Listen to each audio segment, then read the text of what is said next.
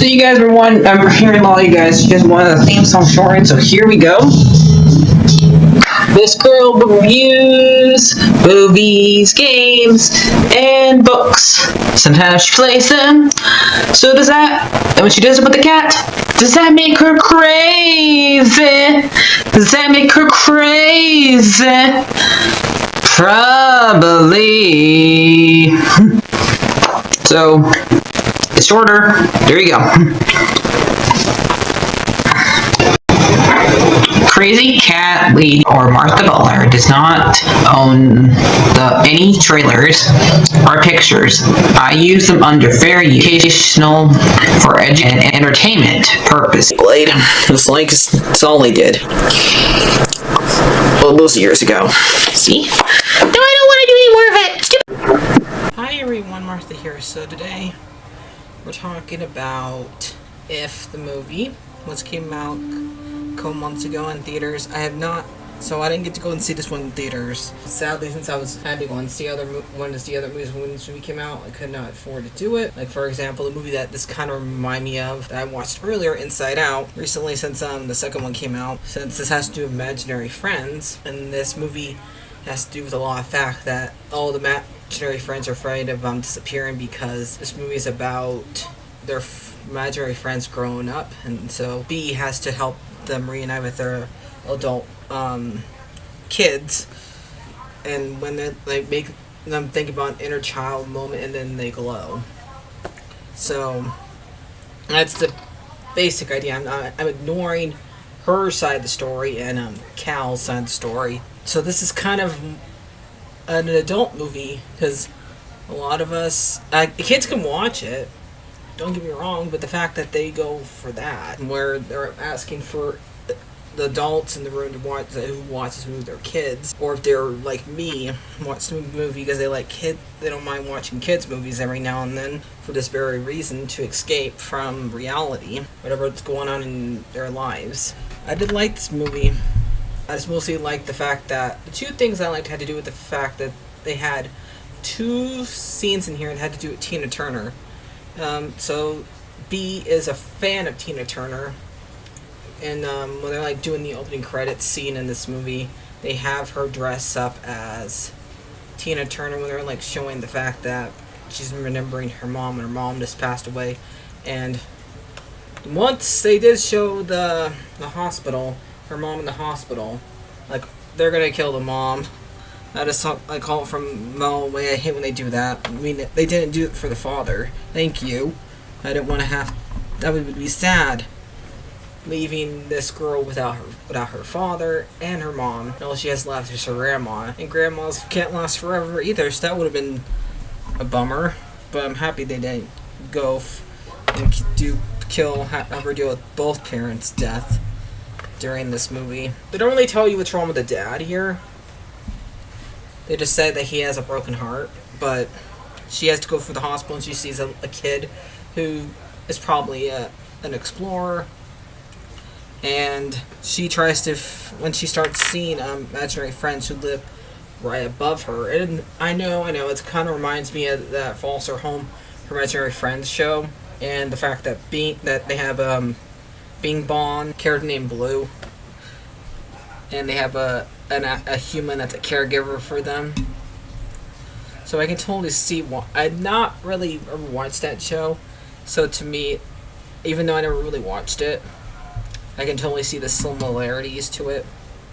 I mean, I've heard people compare this even to who came from to Rabbit, but I can see both. Like I said, she's staying with her grandma. B is, and she keeps going upstairs after she sees Blossom, who we find out later is her grandma's imaginary friend. And once you become an adult, you can no longer see them.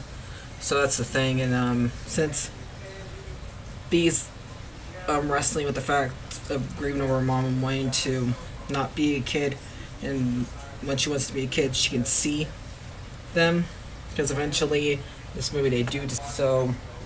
And I did see the plot twist in this movie coming from a mile away, because the way how Ryan Reynolds' character Cal acted towards B this whole entire time she was around, and not wanting to help her match all these imaginary friends. First, she was trying to get it to one define for the kid in the hospital, and we find Blue in a room of a little girl who was crying a lot. So it made it seem like you can't. They were trying to get them to other people, but the thing is, kids have to make their own imaginary friends. You just can't have them have somebody else's. So, because we found that out, we were trying to give one of these imaginary friends to this kid, and I'm sad we didn't find out who the bear belonged to. I was like wondering who the bear belonged to, the one that asked her to give a tour of this place, of an abandoned music park that I guess B used to go to when her mom was alive.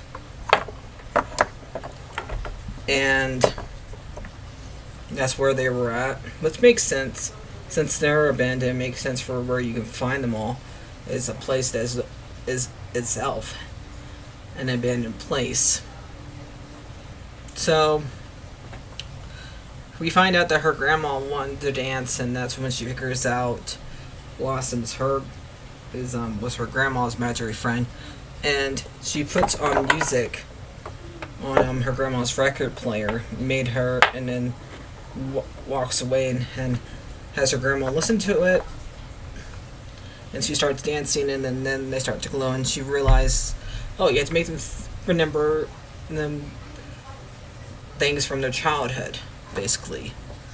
And with Blue's character, which is I guess his imaginary friend who liked croissants, was I guess going for a job interview or some type of big speech thing at his job, and she ate croissants in front of him, and that made him get the guts to like go there and talk in front of a big group and help Blue deal with, because she's afraid he's gonna disappear just like Bing Bong does in Inside Out. And so we have a bunch of them near the end of the movie, and when she goes in the hospital, because her dad wants to keep on having her have inner child. So we find out that Cal's is B's imaginary friend. Yeah, was not surprised seeing that, because the way he acted towards her when they re-met in this movie. Yeah, because he forgot about him until she saw the picture at the very end of the movie where she drew a picture of her and her parents, and then we see a magician that looks a lot like Ryan Reynolds. So, and I kind of had a feeling, even though it's very easy to see, and since it's very easy to see, I don't know if a kid would pick it up, but they might. And so I didn't mention the other two scenes that I liked. The other scene I liked is the scene I have a picture of is when she's dancing on the stage to a Tina Turner song, and then there's a lady that is wearing a Tina Turner wig or dressed up as Tina Turner. I like the fact they didn't show this person's face since she passed away recently, and that was just as good for me. And I also liked when she remembered the abandoned music park back to life. And the teddy bear told her to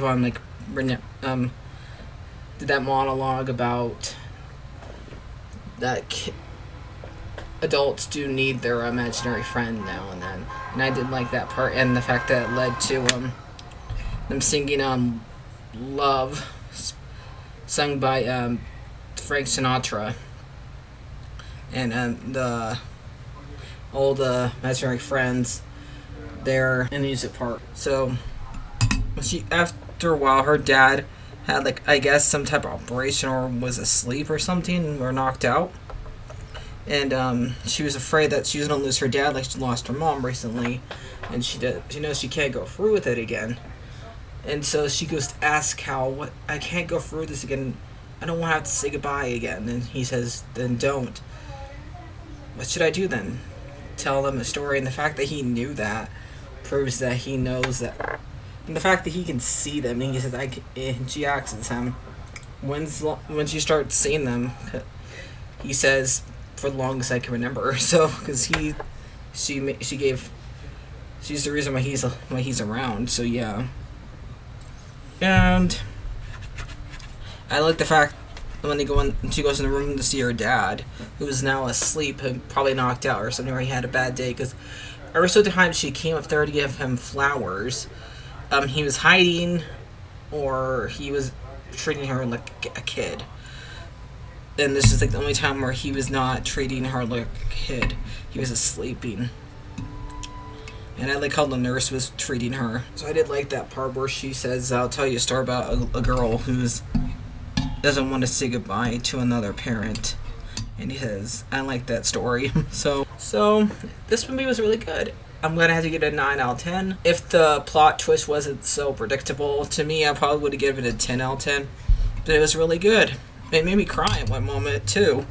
So since they gave her an actor to be an imaginary friend, which not a bad choice of an actor to pick for imaginary friend, but if it was me, they could have made this movie. For me, they had to wait to go and do this back. If I was this little girl, I had to go back and do this during the 90s, back when I was a kid, back when this actor was alive. And for me, that would have been Robin Williams.